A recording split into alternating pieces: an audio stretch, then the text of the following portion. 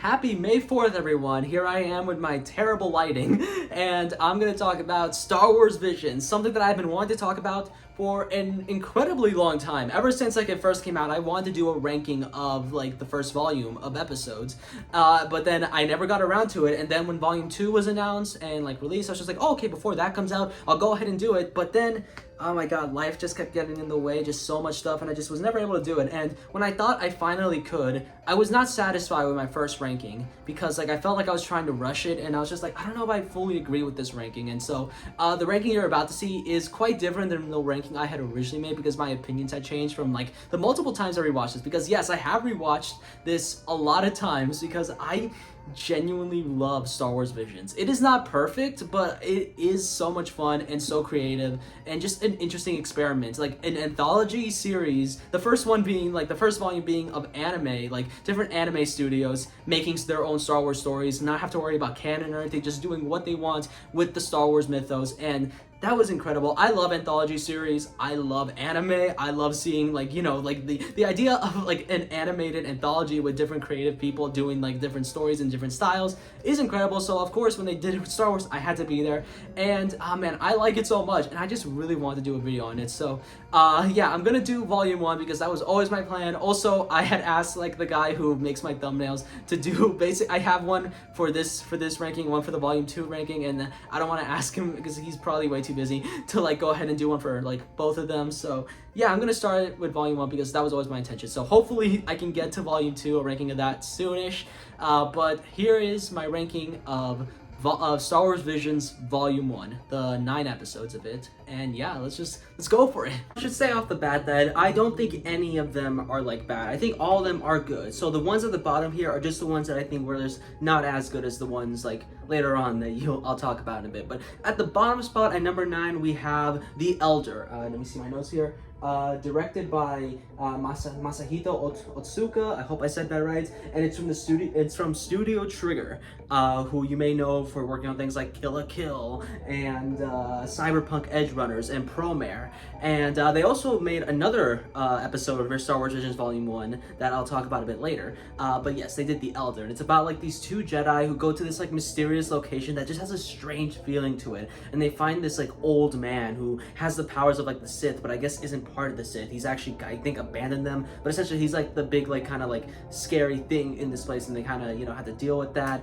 And it's essentially, I think it's supposed to give off the vibe of a sort of horror type of story, but with Star Wars elements, which on paper I think sounds cool. Doing a horror story with Star Wars stuff sounds amazing, but here I don't know, I just didn't get too into it. Definitely some parts felt somewhat creepy, and when you see the old man himself, I'll admit, yeah, he is pretty creepy. I wouldn't want my daughter dating him, but I don't know, I just didn't really feel all of it hit me the way I think it wanted me to. I feel just taking it a bit further with maybe the imagery or something, to make it really feel a horror story in a sense, I think would definitely have helped. I'm not saying go on full oh, bloody murder, people's beings heads chopped off or whatever. I'm bad at speaking. It doesn't need to go that far. I'm just saying I don't know, maybe up the creepy imagery a little bit, or the vibe. I don't know.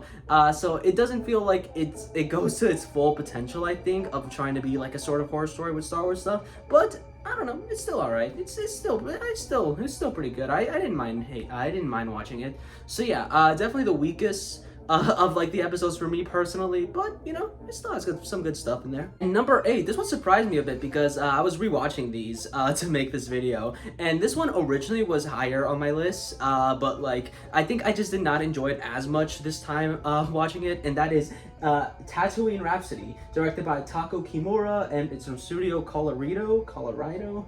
I'm sorry. They have worked on things like A Whisker Away, Drifting Home, and Burning the Witch, the anime adaptation. And so yeah, I think this one is I actually do think it's pretty cute and pretty fun. It's essentially about this band, one of them being a band who just want to perform. They want to just play one good song, but they always kept getting chased by Boba Fett and some Jabba the Hutt's goons, because apparently one of their members, the drummer, is a fugitive, and so they just really want to play. But at one point when they finally got them and they go I guess that's it for the band, they go up to Jabba the Hutt for one thing. They just want to perform one song together, and they could do whatever, and it essentially ends with them performing their song, and then Jabba the Hutt going you know what, you guys can be free. I'll like set you, right? And then now they're officially a band together. And, it's very cute. I like its art style, and like, it's honestly like a fun premise, It's essentially something different. Like, I like that this is different compared to a lot of the other stuff, where it's essentially just kind of like a cute story about like just a band. Like, very like K-On! Or Bochi the Rock and that says, maybe not exactly like those, but something along the lines. So it's about a band, essentially, but in Star Wars, and that's pretty cool. But I don't know, I think this time around, I did not enjoy it as much rewatching it as I did before in the past. It's definitely not like a terrible thing. Like, no, I think it's good. Like, I think it's fun. I think it's cute. I just like, I don't know, didn't enjoy it as much as I did before, but I still did enjoy it. I will say though this. Okay, so for a lot of the dubs that they did for these episodes, they got some big name celebrities to be in them, and some of them are actually pretty good. Sometimes they actually dig up professional voice actors as well. You could tell who like has actually had experience voice acting before by the quality of the performance in here. In these episodes, like some of them like sound really good, some of them like not that much. And Joseph Gordon-Levitt as the main Jedi, who has like a lightsaber like microphone, which is pretty cool. He is kind of not that great, honestly. Like, his performance just wasn't doing it for me. And then like when it goes to like the song, I have to switch it back to like to the Japanese version, because I'm sorry, it just does not sound good when Joseph Gordon-Levitt sings it. I have to switch it back. But yeah, that's what I want to say. But I do actually quite like the song. The song's pretty good. So overall, like, yes, this one is cute. It's fun. I didn't enjoy it as much this time around, but I still did enjoy it. Number 7 is Akakiri, directed by Eun Choi. I hope I said that right. Again, I'm gonna be so bad at these. And it's from Science Saru, who you may know from movies like Inuo and Lu Over the Wall, and the recent Scott Pilgrim Takes Off anime series on Netflix. And they also did another episode, which we'll talk about later. And this one, it seems to be like in this like place where like this princess is like looking for help to like take back like her like kingdom or whatever that was overtaken by a Sith. And so she meets like she finds this Jedi who they had met before actually, and I guess they had a relationship in the past, but he had to go away, but now he wants to help, and so they have to deal with that. But then they meet the Sith that's taken over, and he kind of goes like, hey, if you don't join me, I'll kill her. And so like he eventually does join her and join the Sith. And I'm not good at plot descriptions, I'm sorry. But in actuality, I think this one is pretty good, like I actually was invested in the story this time around. Like this one was always my least favorite whenever I would rewatch these episodes, but I don't know, this time like I actually quite liked it more. I don't know, maybe because it just grew on me, but I really like the visuals in this one. Like I think the character designs are kind of weird looking, but like in an interesting way, and they do such a good job in some shots with like really making them look pretty or just like interesting, like especially towards the end when like the Sith kind of takes over and like it uses a lot of red and it looks really good. And like, yeah, I think this one has an interesting story, essentially. And I don't know. I guess I just like this one more this time around. And I still can't believe I had it at the very bottom. I think it was definitely because like at the time when I was first making this list, there was only one season out, that being volume 1. And so this one was the last of like just all the episodes that we had. So I was just like, oh, okay, that's kind of a weak one to end on, honestly. But like now that we technically have more because of volume 2, it just feels like, oh, okay, just I can actually see it more for what it is. Like, yeah, okay, actually pretty good, and not just like, oh, just like the final one of like all the episodes, I guess, if that makes any sense. Akakiri was good, is what I'm saying. Number 6, it's The Village Bride, directed by Hitoshi Haga, and it's from Kinema Citrus. That's the studio. Kinema Citrus? Yeah. And they have worked on Made in Abyss, The Rising Shield Hero, and My Happy Marriage on Netflix. And I think this one is really pretty in a lot of shots. Like honestly, like I think the music is really beautiful, and like a lot of like the scenery is really good, and like like just like so pretty to look at. And the story is there's like this mysterious Jedi, a lot of them are gonna have mysterious Jedis, who goes to like this one village, and it seems like they're being attacked or like being like controlled a little bit. Like they just have this big inconvenience with them, is what I'm saying. With this one warlord who has taken a bunch of like separatist battle droids with him to kind of try to take over. And so this one woman, like who's like the granddaughter of the chief, is getting married, and then the next day she has to go with them so that they don't cause any more conflict. And so that causes conflict within some people, like, you can't do this, and the Jedi, is like just keep watching, like, what is she gonna do? And eventually the warlord is just like, what, I'm just gonna attack you guys anyway. And so the Jedi has to like stop them, And yeah, again, I'm bad with plot descriptions. I swear, just watch these episodes. They're much better than how I'm describing them. But this one, like I said before, I think is so pretty looking. You know, I think a lot of the shots and like just like the animation is so good. And like I like the character designs. The music is really beautiful.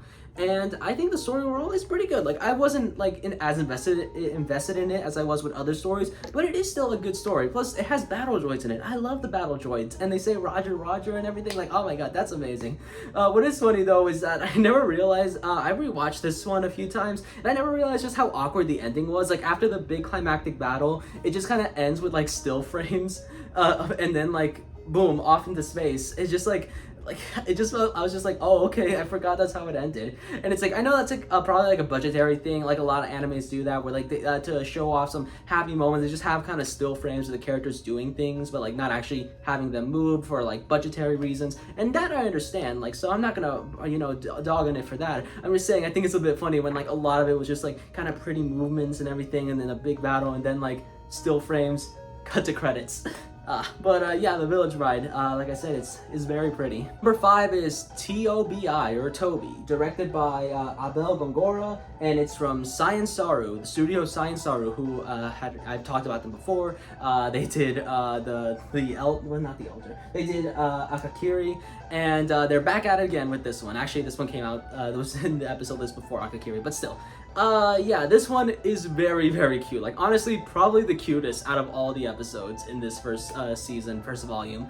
When you look at the character design of TOB1, you can so easily tell, oh, this is definitely like very Astro Boy inspired. And even like his like father in this, like the scientist who made him, is very reminiscent of like Dr. Light from Mega Man, which was also like I'm sure Astro Boy inspired. And oh man, it is honestly just so adorable. Like, I just love this art style so much. It is so cute. And I was talking about this episode with a friend a few days ago, and so I'm just gonna steal what he said, where the episode essentially explores the idea of like, can a droid become a Jedi? In actuality, no. I'm sure in actual Star Wars canon, no. But this one goes like, what if though? And so yeah, we see this like robot just wants to be a Jedi, and so he kind of goofs off, and then something happens where like some like evil like Sith or Empire people come in, and, like the father is now gone, and so in his absence, like Toby decides he wants to just finish his project of like bringing life back on the planet, and so he does. Then he gets one more encounter with like the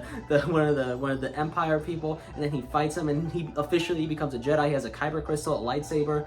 It's great, and it's very cute, and even heartwarming in some parts, and again, kind of maybe a little bit emotional. And yeah, this one was just, like I said, just like really cute. I just love the way it looks. I keep talking about that, but it just looks so good. It is just so great.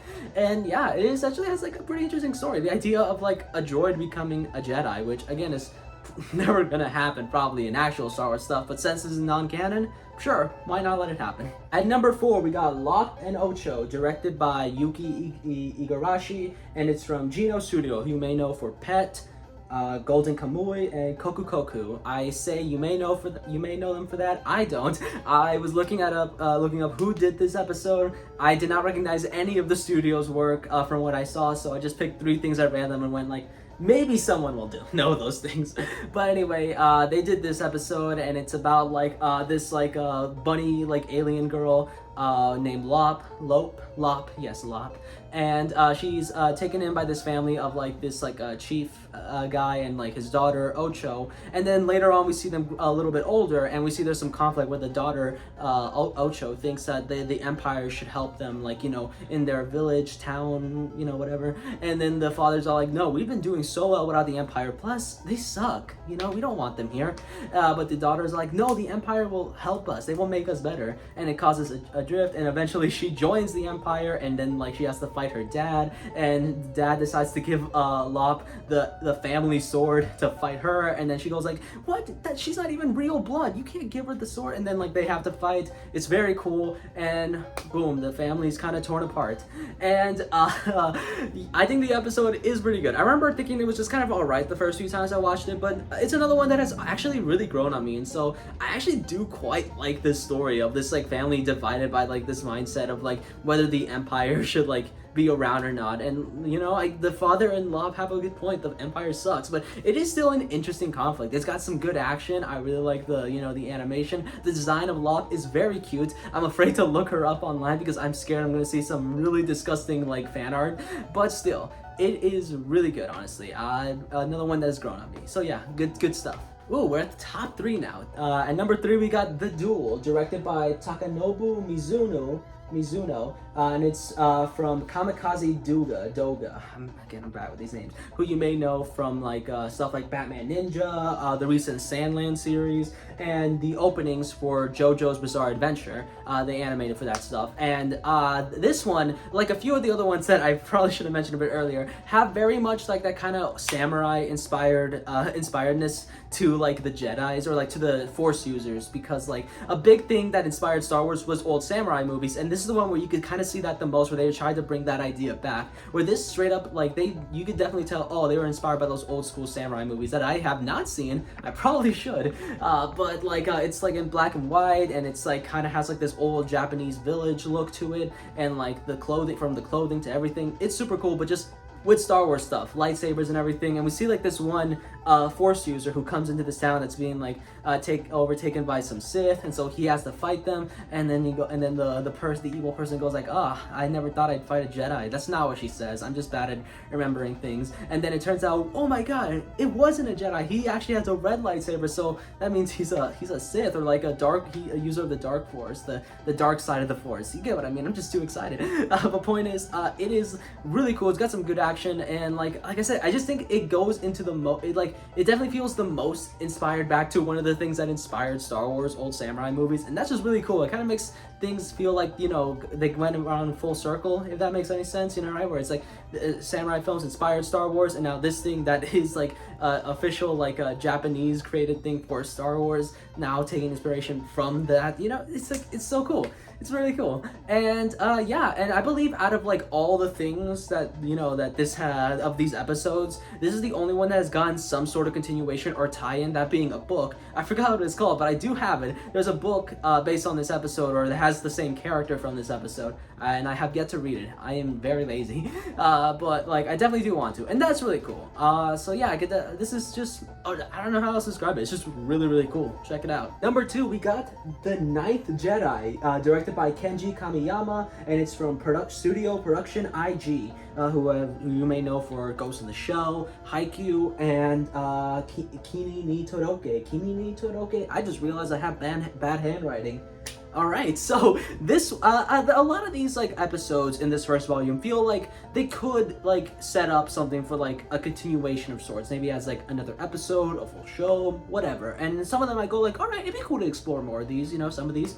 But this one is the one that I'm going like, if you were to ask me which one of these I would like to see a continuation of be turned into a full anime series, I think it's this one, because this one straight up feels like a pilot. The way it's structured, it has like a story that can work as a sort of standalone story, but also feels like it wants to set up something bigger, you know, right? Where, okay, the story, oh man, this is the one, I like this one so much, but I'm gonna be so bad at explaining it because I'm bad at plot descriptions. But essentially it takes place like thousands of years after Return of the Jedi, maybe even Rise of Skywalker if we want to go that far as well. But like, essentially it takes place way off into the future, and the Jedi Order is like not repaired. It's just never going to be fixed. And so people just don't have, the Force users don't have lightsabers, but this one sort of blacksmith but for lightsabers plans on giving some to some like Force users who come to this one location, and they're advised by this one old man to like just wait, you know, right?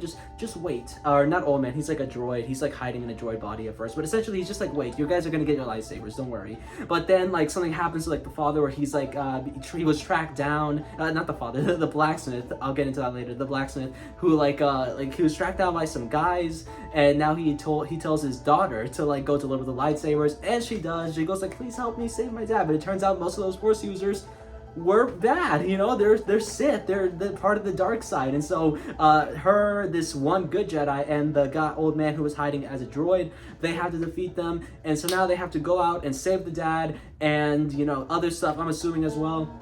My memory is really bad, even though I just rewatched this like yesterday. It's really good. I just have terrible memory with most things.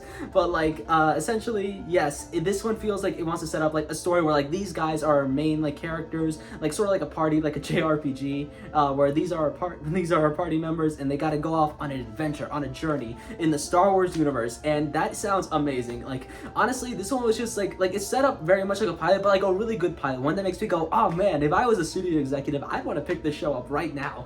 But like. Yes, it is set up like a pilot for a Star Wars anime series, and man, it's just like that'd be so cool, because I like the characters that we got here, even if we didn't get like the most exploration for them, but we still got like a good story with them, and I can get their vibe, and like if I could feel like they'd be like a good, like they kind of feel like they'd be like a good party for like an RPG or something. But like, you know, I get what they want to set up, and like I want to see it continued, honestly, because like it's just one's so good, and the more I watch it, the more this one like really grows on me. Like I'm like, okay, I want to see, like I genuinely want to see this explored, and like it in some cases it might have even been my favorite one, but there is one more that I like just a tad bit more. Number one is The Twins, directed by Hiroyuki Imaishi. I hope I said that right. And from Studio Trigger, who I talked about before, with The Elder. Man, that was purely coincidental. The Elder being the last one on this list, and the other Studio Trigger one being the first one on the list. Again, purely coincidental.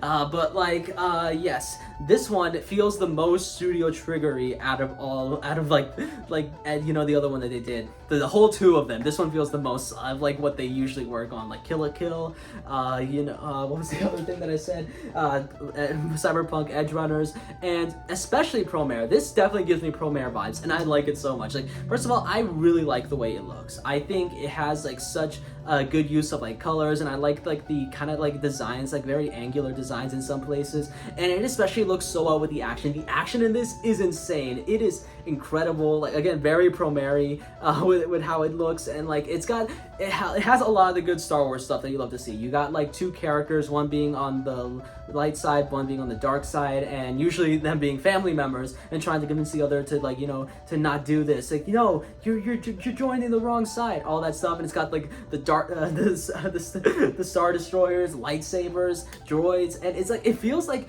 when I heard that they were going to make a Star Wars anime series, like you know, this is kind of the thing I was imagining. It has like obviously a lot of animes are different from each other, so they're not all action or anything like that. But when you think anime, there is a specific type that is one of the first that come to mind, that being the big action ones. And when it comes to Star Wars, you have like similar, like, you know, ideas of like what you usually see in Star Wars stuff, that being, you know, two characters, one being on the dark side, one being on the light side, and there being conflict between that, and usually it being a family relationship. Here it's with a twin brother and twin sister, and this feels like ultimately that. This feels like what I had imagined when I heard Star Wars anime, just the insane action that you would see, insane action visuals you could see in anime with the story ideas you could see in Star Wars, and like, it is blended so well, and it is the one I have the most fun with every time I rewatch this first set of episodes.